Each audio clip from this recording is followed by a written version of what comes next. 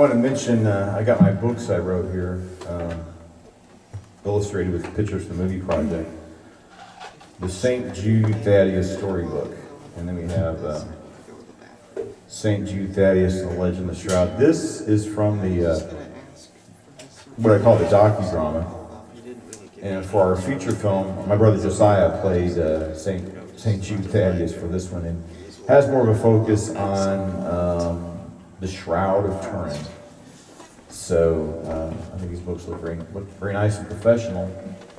And this is kind of funny. It's probably more like a superstition, but they have the reputed or supposed bones of St. Jude Thaddeus. It's his arm bone.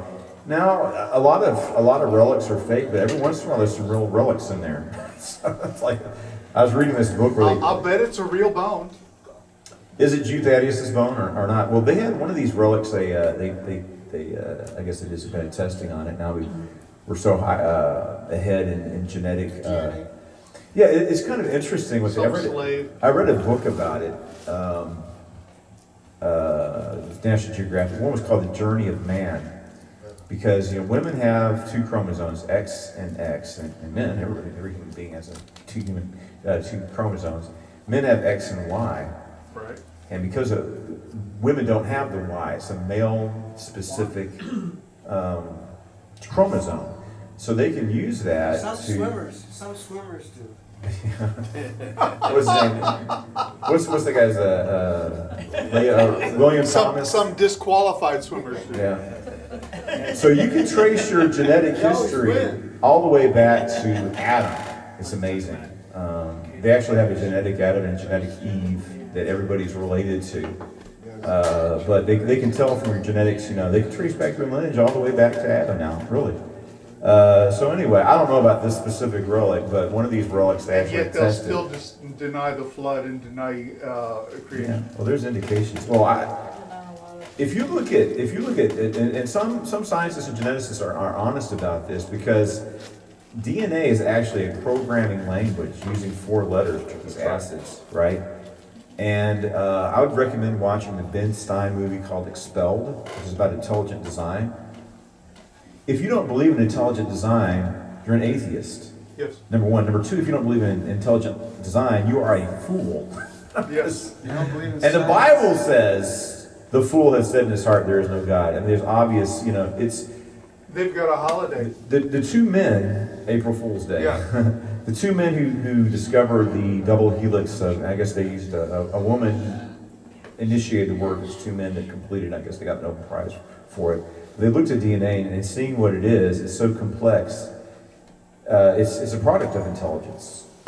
And it's just like, they looked at it, so this cannot be a product of random coincidence and happenstance. This is something of design. So one of these two fathers of geneticists, he said a UFO left it here. It's like, because it's so complicated, it couldn't just... Who made them? Right. Well, yeah, it doesn't solve the problem. I think Protestants have a habit of assuming that all relics are artificial, or that these sacred relics have no value.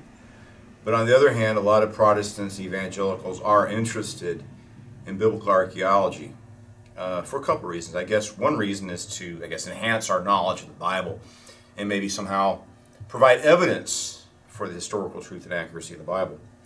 But also, when people have certain artifacts, genuine artifacts from the time of Jesus and the apostles, it's a way to have a connection, right? Like, the Dead Sea Scrolls, who knows? Maybe the apostles themselves read from those scrolls. So when you're looking at these ancient relics, manuscripts, you're looking upon pages of scriptures and other literature that people 2,000 years ago, contemporaries with Jesus, looked at. So there's this great value that I think Protestants can understand. So the question is, just because some relics are not authentic doesn't mean that all relics are forgeries. There's this movie with Joseph Fiennes about Martin Luther, and it deals with the cult of relics in it. And it has Frederick the Wise responding to Luther's practices. He had a huge collection of relics, and he just got rid of all of his relics he probably had one of the best or greatest collection of relics in Europe. But after some sort of crisis of faith that Luther had, he became very skeptical. And there's a scene in that movie where he's, scoffing at, ridiculing relics. He says, well, there's enough nails from the crucifixion to shoe every horse in Saxony. Or you could say that there's enough fragments of the true cross to build a ship. But other scholars looked at that and said, well, it's not necessarily true. He's exaggerating. One thing that's interesting is there's this book here. I skimmed through it. I haven't read the whole thing yet. It's The Fisherman's Tomb. And it's about the tomb of St. Peter in Rome, where they actually found his grave, and I believe his mortal remains were found in there, his actual bones. And as I mentioned recently, they found the ossuary or bone box of Caiaphas. Of course, from our perspective, Caiaphas is a villain, but still you had the bones of someone who looked upon Jesus Christ in trial. I think due to sensitivity of the Orthodox rabbis that they, I don't even know that there's photographs that exist. If there are photographs that exist of those bones, they haven't been released to the public. And I think a discovery of that historical significance, yes, we need to be sensitive to people's religious feelings, I guess, and beliefs. But that's so important that I think that the public has a right to know, to see those bones. And scientists should, but to the Jewish perspective, like, this is one of our high priests, and should be treated with utmost respect. But I think the significance of that discovery kind of transcends. This is not just about what certain obscure sects of Judaism might be upset about. It's about the significance, archaeological significance, a discovery of tremendous importance. So I think the public should have been able to see those bones. So anyway, they have this discovery they made, a fragment of the red wall bearing the inscriptions that says Petrus inni, which I guess means Peter is inside. And it makes sense. Some Protestants are like a kind of extreme view. Oh, Peter didn't even go to Rome, but it's like Paul mentions Peter being a missionary, mentions in Corinth, right? Peter traveling and evangelizing. And we have ancient accounts. I guess the Clementine Homilies has Peter, I guess, in Tyre and places around Syria and Phoenicia. But the Bible says Peter went to Antioch. And there are Antiochian churches. And the fact of the matter is, the Catholic Church, they have their claim of the primacy of the Pope. But Peter also was at Antioch. So was Paul. So, and that's in the Bible. That's not later church tradition. That's in the sacred scriptures. The record of Peter and Paul being at Antioch. The book of Galatians. And we also see, like I said, from the writings of Eusebius, it seems to me it's a very ancient tradition that Peter went to Rome and was martyred there. And then, like I said before in other teachings, the Gospel of John, Jesus, he prophesies that Peter will be crucified. If you read that prophecy of Jesus, it's very clear that it's describing the process of crucifixion. He's going to be led away to a place he doesn't go and want to go, and it's clearly a prophecy of his crucifixion. So it's a historical fact that Peter went to Rome, and it seems like, as important as he is, it seems like the early Christians, and there are many in Rome, would want to retrieve his body as the chief of the apostles according to the Bible and give him a proper burial. And it also makes sense that his burial site would be remembered, given his significance. I'm not saying the claim of papal superiority over all Christians and churches is valid. I'm just saying that Peter, most likely, I think historical evidence indicates that Peter went to Rome. And it's possible, very possible, this tomb is genuine. So a few years ago, I was CNN was doing a series on the life of Christ, and they had a book that went on with their television series that mentioned we had some relics reputed to be one of the apostles. And it was tested by scientists, and they dated the bones to be about 2,000 years old. And through genetic tracing, and I talked about how there's been so much, people tracing their genealogy and how they trace it back. They trace your whole lineage all the way back to Adam. So the indications from these bones that were in a reliquary claiming to be an apostle, that they were 2,000-year-old bones of a man from the Middle East. So that seemed to indicate that those relics, at least, were authentic. So it's good to have skepticism, and I know how people can frown on certain practices as superstition. But I've talked about there's a biblical argument that the Catholic Church uses for the veneration of relics, and I talk about that in a different program in this series, so you can check it out. The reason why these learned men will not face reality when it slams them in the face. A man convinced against his will is of the same opinion still, A. B. Light came into the world, but men preferred darkness because their deeds were evil. Right. That's a big reason why people want to do what they want to do without moral accountability. And I was listening to, I think it was Mark Dice was talking about this. The left, That's right.